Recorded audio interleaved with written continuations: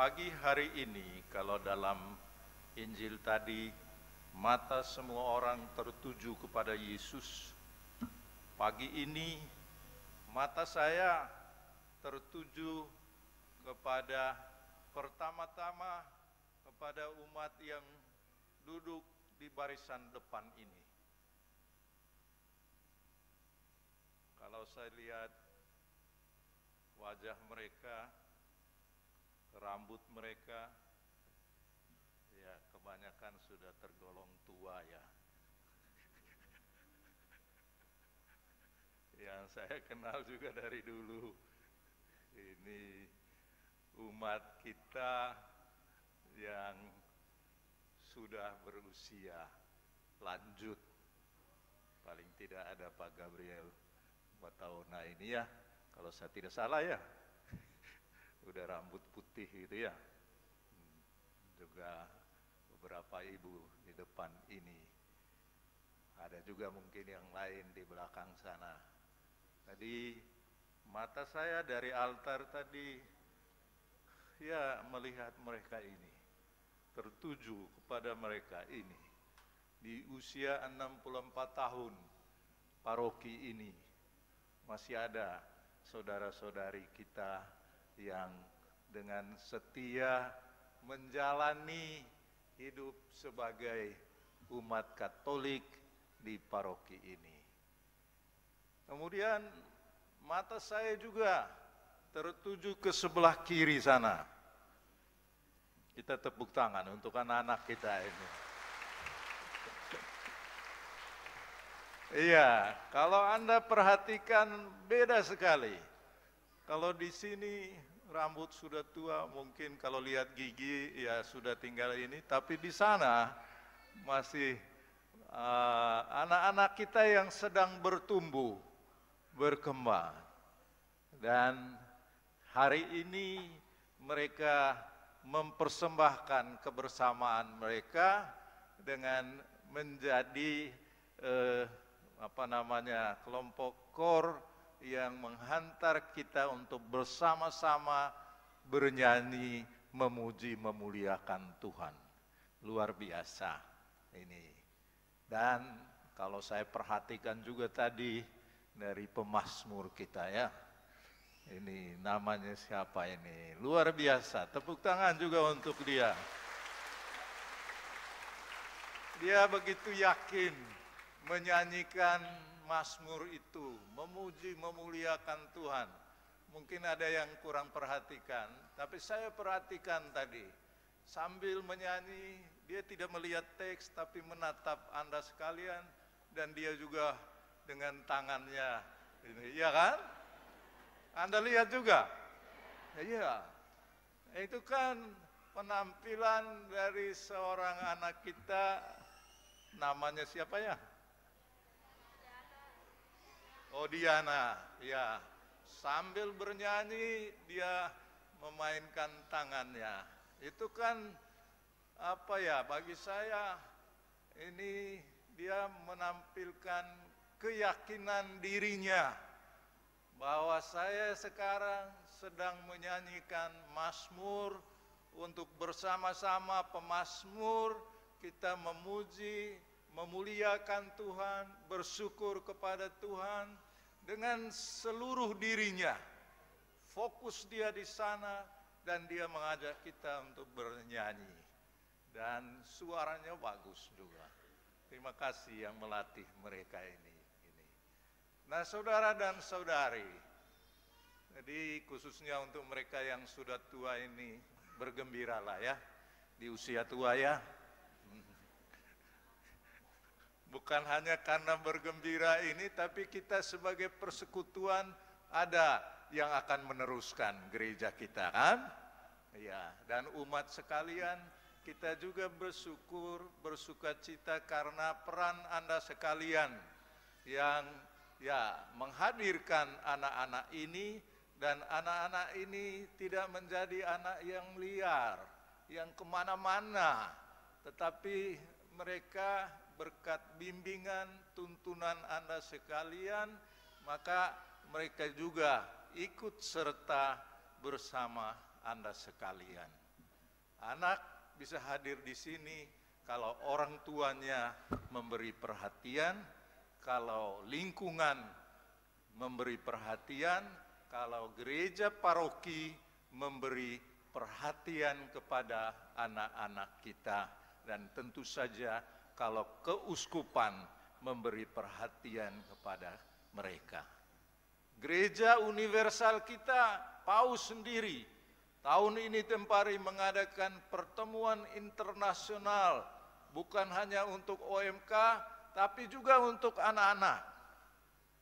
Dan luar biasa, Paus yang sudah kakek ini, baru-baru juga mengadakan pertemuan untuk kakek-kakek dan nenek-nenek Katolik di seluruh dunia. Jadi perhatian kepada semua. Nah, saudara dan saudari, saya dalam merayakan 75 tahun keuskupan kita, yang 11 tahun setelah berdiri, akhirnya paroki ini muncul, maka hari ini kita memperingati 65 tahun juga paroki ini. Nah, dalam rangka perayaan 75 tahun ini, saya mengajak kita sekalian, mari kita menghidupi terus gereja yang saya sebut atau kita sebut gereja sinodal. Gereja yang berjalan bersama. Dan dalam perjalanan bersama itu saya mengajak kita untuk melakukan pembaharuan. Yang dalam bahasa agak kerennya ya, agar kita melakukan transformasi, melakukan pembaruan. Kita tidak mau hanya statis saja, tapi ada yang memang kita pegang, prinsip-prinsip hidup gereja Katolik yang kita pegang, seperti yang dipegang oleh saudara-saudari kita yang sudah usia lanjut, yang saya tahu bahwa mereka dari kecil dulu percaya kepada Kristus. Dan sekarang untuk kita semua, tapi kita perlu melakukan transformasi, pembaharuan. Kita juga diajak dalam perjalanan bersama kita untuk melakukan misi. Artinya kita keluar dari diri sendiri, keluar dari kemapanan kita, lalu mulai mencari jalan baru, bagaimana kita bisa mewartakan kabar sukacita Tuhan itu. Dan tentu saja kita juga mau mengajak agar kita menjadi manusia yang berdialog dengan orang-orang lain. Tetapi pada tahun 75 tahun ini saya juga mengajak kita sekalian untuk mensyukuri anugerah anak-anak dan remaja kita di seluruh keuskupan ini. Dan saya dalam perjalanan kirab misi ini, saya berjumpa, bertemu, berdialog dengan anak-anak dan remaja-remaja kita. Menarik dan luar biasa perhatian, semangat anak-anak ini. Nah, saudara dan saudari, bagaimana kita menghidupi gereja sinodal kita, mensyukuri anugerah anak-anak ini? Namun dalam konteks ini, bagaimana kita mengikuti teladan Santo Paulus yang hari ini kita rayakan pestanya sebagai pelindung paroki. Sesungguhnya kita sudah harus merayakannya 24 Juni yang lalu, tetapi mau digabung dengan perayaan kirab misi, maka hari ini pastor paroki bersama dewannya merayakan bersama. Berarti kita semua yang mau menghidupi gereja sinodal ini dengan berjalan dalam teladan Santo Paulus. Santo Paulus itu seorang rasul yang luar biasa. Hanya pertanyaannya, bagaimana caranya untuk zaman kita mewujudkan apa yang sudah dilakukan oleh Santo Paulus dulu di tempat kita ini, di paroki Santo Paulus ini, untuk gereja Keuskupan Bogor dan untuk Indonesia kita. Apa yang kita ambil dari Santo Paulus ini? Kalau Santo Paulus dulu dia berjalan dari satu daerah dari Yerusalem, dia ke Damaskus. Kemudian setelah dia bertobat, dia kemudian kembali ke Yerusalem dan mulai mewartakan di Asia Kecil. Dia pergi ke Korintus, Tesalonika, ke Galatia. Maka kita punya warisan dari perjalanan dia dalam surat-suratnya kepada orang-orang ini. Itu adalah jejak yang dilakukan oleh Santo Paulus setelah dia bertobat. Nah, kemarin dalam pertemuan dengan anak-anak ini, mereka menampilkan drama pertobatan Santo Paulus. Bagus mereka tampilkan, anak-anak dan remaja kita. Di situ tampil orang yang menjadi Paulus. Dia bertobat dari Saulus menjadi Paulus. Ada yang memainkan peran sebagai Ananias. Ada yang lain sebagai serdadu. Kalau serdadu Romawi, yang lain pakaiannya, kalau anak-anak kita kemarin mereka pakai kuda lumping sebagai serdadu. Ya, dan mereka berjalan bersama dengan pakaian adat di Indonesia ini. Luar biasa imajinasi mereka dan penerapannya dalam budaya kita. Tapi message-nya sampai kepada kita bahwa mereka mau menampilkan tokoh Santo Paulus yang berubah hidupnya karena didatangi oleh Tuhan Yesus. Dia kemudian menjadi misionaris sejati. Dan saudara-saudari, paroki ini, Anda sekalian ini mengambil dia sebagai teladan, sebagai contoh, sebagai model untuk menghidupi kebersamaan kita di paroki ini. Menghidupi iman Katolik kita di paroki ini. Dalam lingkungan-lingkungan, dalam relasi kita dengan pemerintah, dengan umat lain yang beragama lain pula dalam hal ini. Nah, saudara-saudari, apa yang kita ambil dari contoh teladan Santo Paulus ini?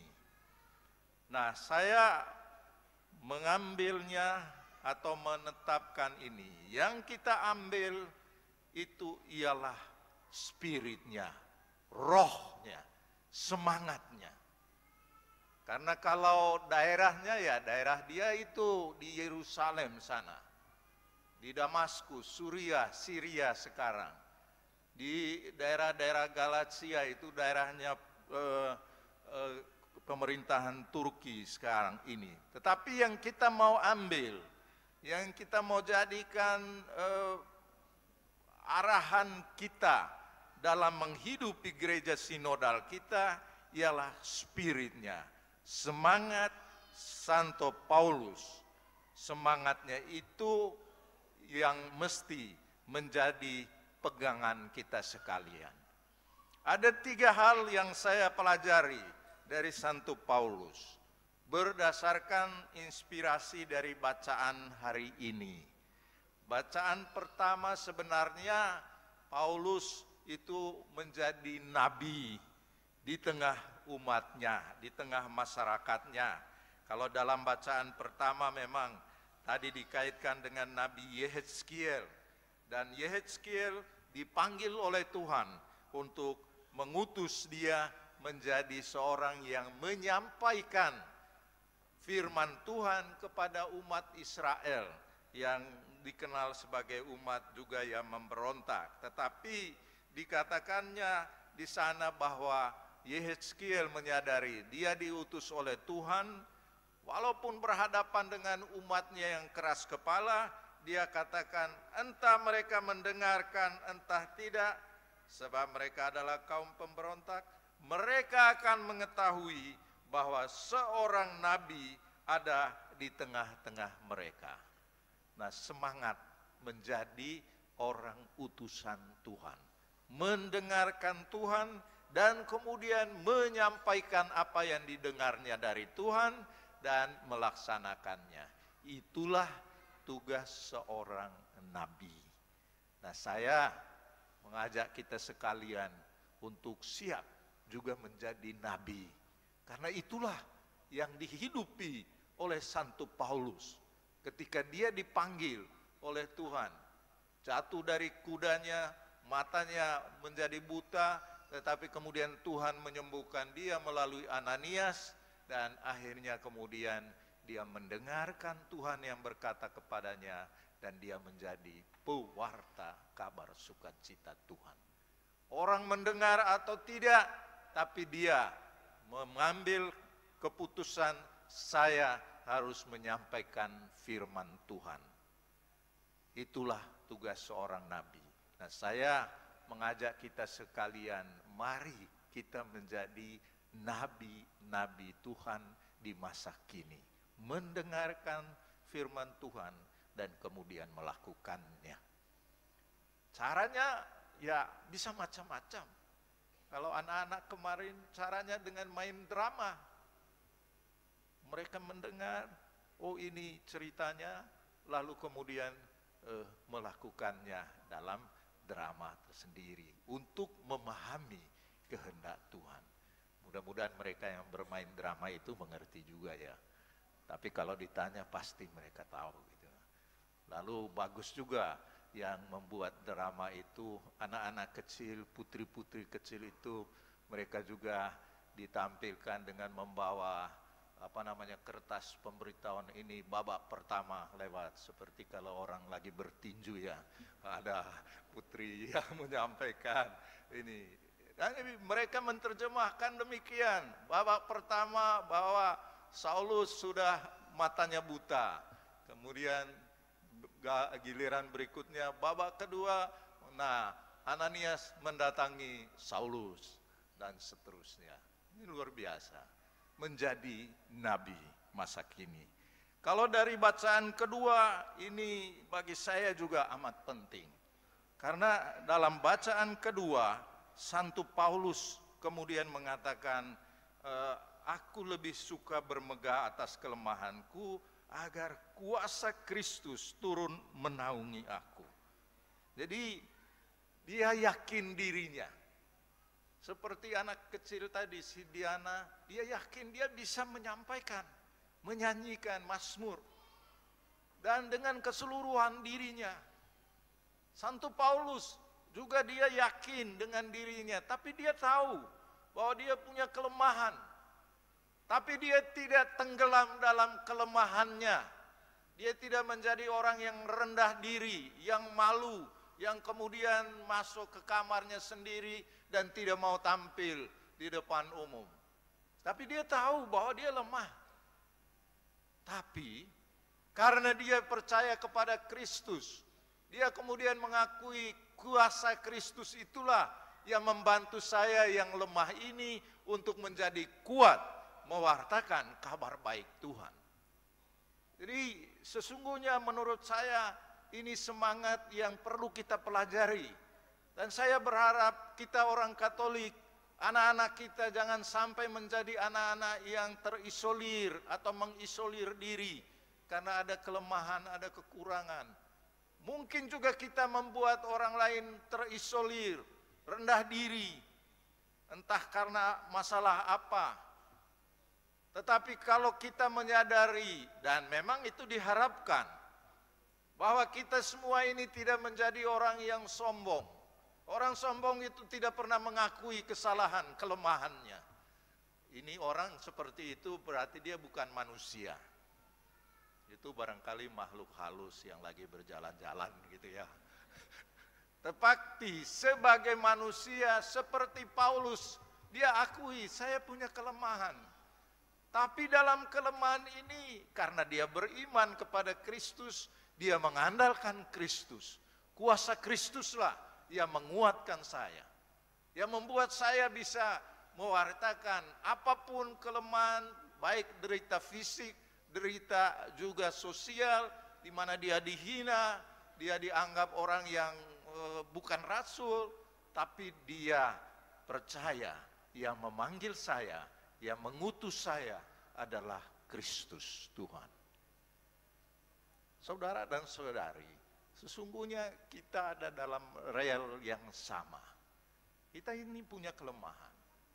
Tetapi seperti Paulus, kita juga dipercayakan, diberi kuasa oleh Tuhan. Roh Tuhan diberikan kepada kita pada saat kita dibaptis, pada saat kita menerima sakramen, pada saat kita berdoa mohon tuntunan Tuhan, kekuatan dari Tuhan. Nah, disitulah kita yang menyadari ada kelemahan kita, tetapi karena saya mengandalkan Kristus itu, maka saya berani untuk bersama dengan teman-teman yang lain menjadi pengikut Kristus, menjadi orang Katolik, menjadi pewarta gereja Katolik, mencintai Kristus, mencintai gereja Katolik. Walaupun saudara-saudari, Anda yang memegang gadget, khususnya orang-orang muda Katolik kita yang mungkin diombang-ambingkan oleh pengajar-pengajar sesat tentang ajaran gereja Katolik, Anda mungkin bingung di sana, ragu-ragu dengan ajaran iman Anda.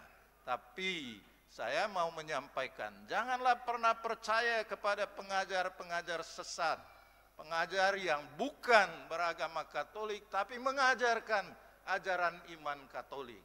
Pasti dia akan mengajarkan sesuai dengan pikirannya, bukan dengan spirit, roh Tuhan. Kita mengimani ajaran gereja kita yang mungkin kita tidak paham seluruhnya, dan itulah ajaran iman. Ajaran iman itu tidak sama dengan sains, tidak sama dengan ilmu pengetahuan yang semua harus masuk akal. Dan para apologet yang menolak ajaran gereja Katolik karena dia merasa tidak masuk akal. Jangan turunkan ajaran iman itu sama dengan ilmu pengetahuan. Iman itu berbeda. Ada misteri Tuhan yang saya tidak paham, tapi ada yang saya pahami. Dan ingat saudara-saudari, ajaran yang tidak masuk akal juga tidak bisa dimengerti bukan hanya pada ajaran gereja Katolik. Ajaran agama lain juga ada yang tidak masuk akal, tapi diimani, dilakukan. Maka jangan dibingungkan oleh pendapat-pendapat yang memang mereka memainkan, misalnya YouTube atau TikTok yang menolak ajaran gereja Katolik. Sebenarnya sama juga. Ajaran iman dari agama apapun itu punya misteri dan tidak masuk akal dalam beberapa hal. Tapi saudara-saudari, untuk kita harus mendalami iman kita. Tapi pada saat tertentu kita, akal budi kita tidak bisa lagi mengerti seluruhnya itu. Dan itulah yang dilakukan oleh Santo Paulus. Apapun tantangannya, dia pernah menulis, bagi orang Yahudi dia tidak mengerti mengapa Kristus itu disalib. Bagi orang Yunani mereka mengatakan itu kebodohan Allah. Tapi bagi kita itu adalah tanda kemenangan kasih Kristus kepada kita. Salib bagi kita bukanlah kebodohan Allah, bukanlah tindakan sembarangan, tapi salib itu memperlihatkan betapa Allah kita mencintai kita. Ada yang mempersoalkan bagaimana Allah itu wafat, bagaimana Allah itu menjadi manusia. Ya, itu misteri Allah. Nah, saudara dan saudari, saya mau mengatakan semangat inilah yang perlu kita timba dari Santo Paulus. Yakin diri, apapun kelemahan kita, tak paham, tapi saya mengikutinya. Karena iman, percaya itu bukan urusan semata-mata ajaran itu masuk akal atau tidak. Tetapi yang benar ialah saya percaya, saya mengandalkan Tuhan. Yang terakhir, saudara dan saudari, apa yang bisa kita pelajari dari Santo Paulus ini? Ialah semangat yang disampaikan atau diperlihatkan oleh Kristus dalam Injil tadi, bahwa Kristus dia tidak kalah terhadap orang-orang yang menolak ajarannya. Dia berkeliling dari desa ke desa sambil mengajarkan kebaikan Tuhan. Saudara-saudari yang saya kasihi, marilah kita dalam perayaan kirab misi ini, perayaan 75 tahun ini, dan perayaan 64 tahun paroki ini, kita pertama, mari kita teguhkan keyakinan, komitmen kita kepada Tuhan. Dalam gereja Katolik kita mencintai Yesus dan mencintai gereja kita. Kalau bahasa orang muda, I love you Jesus Christ, I love you my Catholic Church. Ini, nah mudah-mudahan ini menjadi pegangan Anda sekalian. Amin. Yang kedua, mari kita siap menjadi nabi dan misionaris Kristus. Misionaris kebaikan Tuhan dengan meningkatkan terus-menerus karya-karya, entah itu karya sosial, bakti sosial, ataupun karya-karya lain, terutama dalam meningkatkan kebaikan iman kita itu. Dan yang ketiga, mari kita bersama anak-anak dan remaja ini, mari kita membuat gereja kita, rumah kita masing-masing menjadi tempat yang menyenangkan bagi anak-anak dan remaja kita. Dan saya mengajak anak-anak dan remaja, jadilah pembawa semangat, energik untuk gereja kita dari semangat Anda sekalian. Dan kita orang tua, kita bertanggung jawab agar anak-anak kita menjadi anak-anak yang bertumbuh dengan keyakinan diri. Keyakinan diri mereka sebagai anak Katolik, tetapi keyakinan diri mereka sebagai pribadi. Mereka bukan menjadi anak yang tidak anak yang tidak bergembira, anak yang tidak bersukacita, anak yang tidak aktif ikut serta. Kemarin juga dalam pertemuan dengan anak-anak, saya perhatikan juga ada anak-anak yang bergembira sekali. Tapi ada anak-anak yang diam saja. Ya saya bertanya-tanya, ada apa ini? Mungkin ada sesuatu di rumahnya. Ya, saya juga dalam menari bersama mereka, saya ajak yang kurang respons gitu ya. Memang saya tidak tanya, ini siapa bapamu, siapa mamamu gitu ya. Tapi menurut saya, baiklah kita perhatikan apakah anak-anak kita menjadi anak yang bergembira, anak yang bersukacita, anak yang siap berkomunikasi dengan sesamanya, sehingga dia menjadi anak yang bersukacita. Kalau kita orang tua, paroki, keuskupan memberi tempat yang baik untuk mereka. Dan jadikanlah gereja kita, pastoran kita, tempat di sekitar gereja ini menjadi tempat yang nyaman bagi mereka, di mana mereka mengekspresikan diri mereka. Maka kegiatan-kegiatan, rencana-rencana pastoral kita, rencana program paroki atau program yang dirancang oleh DPP, DKP, dan seksi-seksi lain, kalau beri perhatian kepada anak-anak dan remaja kita, buatlah mereka menjadi anak-anak yang bersukacita. Dan untuk kita sekalian, kita menjadi gereja yang bersukacita. Karena itulah yang dibawakan oleh kabar oleh Yesus sendiri. Menjadi gereja yang menerima kebaikan Tuhan, gereja yang bersyukur, memuliakan Tuhan. Tuhan memberkati. Amin.